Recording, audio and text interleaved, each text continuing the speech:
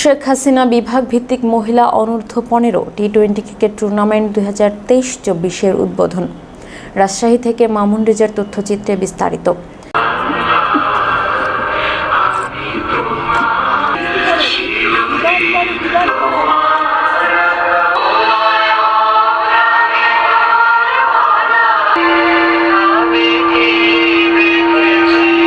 বন্ডিল আর উৎসবময় করে রাখছেন জনাব মোহাম্মদ আলী আরএফের কমিশনার হিসেবে বাংলাদেশ পুলিশ ক্ষেত্রে তার যে পৃষ্ঠপোষকতা, আন্তরিকতা, মানবমুখী মানুষের জন্য কাজ করে যে তিনি সকলের আস্থা ভাজন হয়েছেন।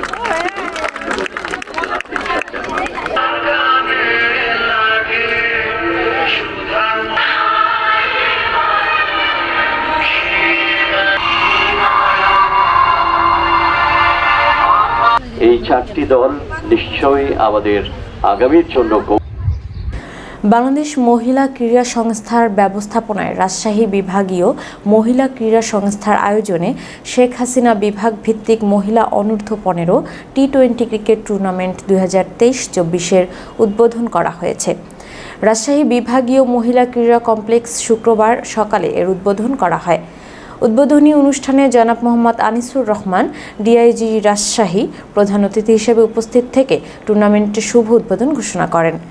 বিশেষ অতিথি হিসেবে উপস্থিত ছিলেন দিলশাদ জাহান, সভানেত্রী, রাজশাহী বিভাগীয় মহিলা ক্রীড়া সংস্থা, খালেদ মাসুদ পাইলট, সাবেক জাতীয় ক্রিকেট দলের অধিনায়ক মাহবুব আরা বেগম, গিনি সভানেত্রী, বাংলাদেশ মহিলা ক্রীড়া সংস্থা, প্রকৌশলী ফিরোজা করিম নেলি, সাধারণ সম্পাদিকা ভারপ্রাপ্ত আহ্বায়ক, ক্রিকেট সাব কমিটি, বাংলাদেশ মহিলা ক্রীড়া সংস্থা।